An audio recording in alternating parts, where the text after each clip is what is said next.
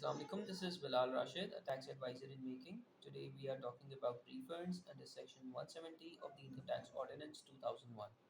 तो सेक्शन 170 हमें कहता है कि अगर किसी टैक्स पेयर ने साल में टैक्स ज़्यादा पे कर दिया है और उसका रिफंड अराइज हो जाता है तो he can claim his refund through an application. Refund किस लिए अराइज होगा? या तो उसने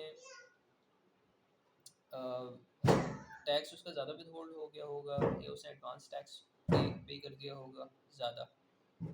तो what ever the case is, उसका अगर रिफंड अराइज हो रहा है तो उसके लिए उसे रिफंड एप्लीकेशन फाइल करनी पड़ेगी। ऑटोमेटिकली टैक्स पेयर के बैंक अकाउंट में रिफंड डिपॉजिट नहीं होगा। एप्लीकेशन जो है वो प्रिस्क्राइब फॉर्म में होगी, that is mentioned under six part six of first schedule of income tax rules 2002। अच्छा, रिफंड एप्लीकेशन जो फाइल करनी है टैक्स पेयर को, दो डेट्स हैं।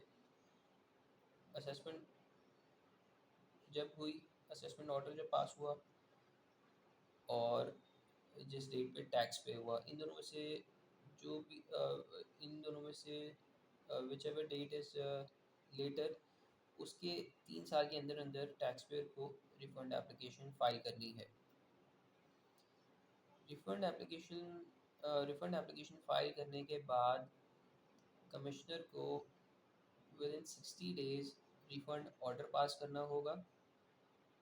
और रिफंड ऑर्डर पास करने से पहले उसको टैक्स पेयर को एक अपॉर्चुनिटी ऑफ बीइंग हर्ड देनी होगी।